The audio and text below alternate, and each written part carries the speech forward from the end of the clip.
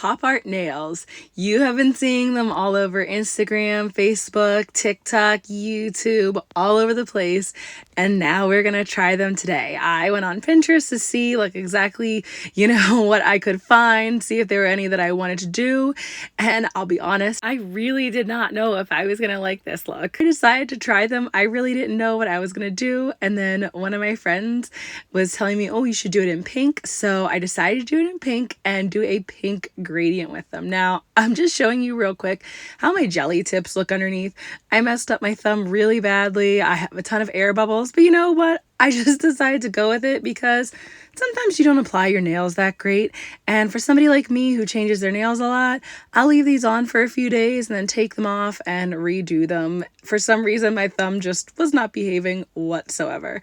So I'll link the colors that I'm using down in the description. They're all from OG Dip Powder. I have pretty much, I have every pink dip powder that OG has because I have a pink obsession. I have majority of my collection from a lot of companies. I feel like every time I buy a collection or colors, somehow pink always sneaks in there. I just really love pink. So when I was trying to come up with what to do for these pop art nails, my friend suggested pink, pink gradient. Was like, oh my gosh, I haven't done one of the pink gradient in a year and a half, and I bet it would look so cool in this pop art design because I just wasn't really sure about how I feel about the pop art nails. I did not like them that I've seen them, but stay tuned to see if I end up liking this mani and how it looks in the end. So I did decide to go from lightest to darkest, starting with the lightest on my thumbnail and then going through to the darkest and brightest on my pinky. And I left in some messes that I made in here. When I'm dipping, I've said this pretty much in every video, I'm a really messy dipper. I can't help it. I really do. I swear I try to be not messy, but it is just not, it's not in my DNA. Right here, I somehow, when I was pushing my cuticles back, scraped into the dip that wasn't, it's dry, but somehow I scraped off part of the dip. So I knew on my second layer, I'd have to make sure I went back to all the way to my cuticle to really cover that up. And since I'm wearing full cover tips on my nails right now, I only do two dips of color and then one dip of clear dip powder on top of it. This is the first time I've used dip liquids in, oh my gosh, probably a month. I felt like I was so rusty after not using dip liquids for a month. I've been using gels so much. I've needed to do a lot of fast manis lately and just get my nails done. So I've been using gels and I felt like my hands just kind of forgot how to do dip liquids. I know the idea of applying the liquid is still the same, but I got so used to having the extra time to clean up my nails that I felt like my hands were just not doing what they were supposed to when I was using the dip liquids for this mani. Tell me in the comments if you think you want to try pop art nails because like I said, I'm going to say it again, I have not been feeling these from literally the second I saw them. I don't know why, but they look so interesting and I wanted to know how do people get them to look so fake? Why do these nails look so darn fake? They look like a cartoon.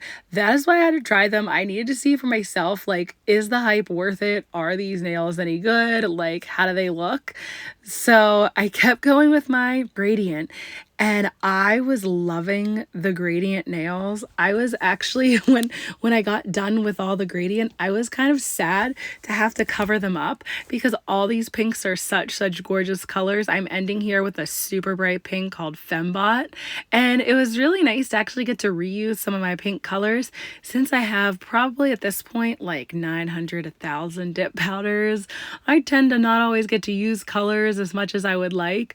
So it's really nice to do this gradient and be able to reuse a lot of colors that I absolutely love. And you guys also, if you saw that little vacuum that I used, if you are a messy dipper, you absolutely need a vacuum at your nail area because I use that vacuum every time I do my nails. For some reason, I can't help it. I spill stuff all over the place. So for me, having a little vacuum by my desk, it's a desktop vacuum, it is perfect. I'll make sure I link that in the description in case anybody else is messy like me and you need a vacuum too. I finish up the dip powder like I always do with a layer of clear.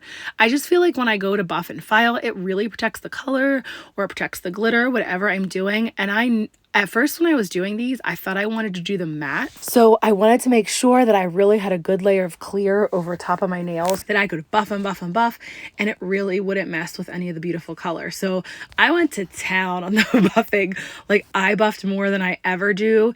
Usually when I'm using gels or dip liquids, if I'm not doing a matte mani, I like barely buff. My nails are pretty smooth to begin with, but whenever you're doing matte, it shows every little like nook, crevice, cranny, and every unsmooth spot. So since I thought I was going to be doing matte nails, I want to make sure they were extra buffed. Now I'm going to be using acrylic paint pens. I found a set on Amazon. I'll make sure I link that in the description too. They were pretty cheap. I've never used acrylic paint pens before. I made sure I got a really fine tip ones. I just grabbed whatever I saw on Amazon, something that was cheap. And I thought, all right, I bet you that I could do this pop art design with acrylic paint pens. Let me tell you, I love these little things. Like, I will definitely be trying to use them in more manis.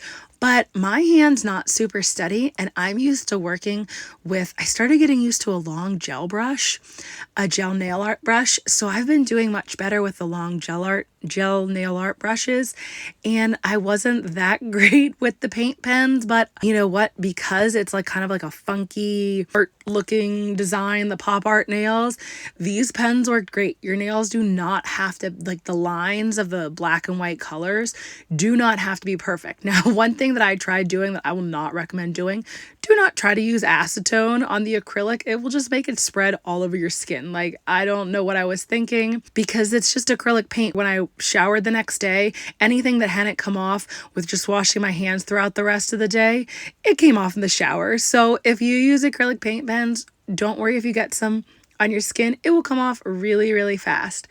Whenever I do my nails, my thumb is always my practice nail.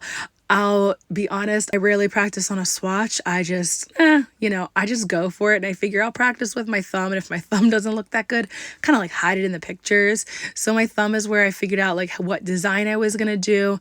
And I actually ended up starting to do like a different design on my thumb, and I did not like how it looked. So I just didn't put it on any of the rest of my nails. I've seen people do like these little lines along the side for like the pop art look.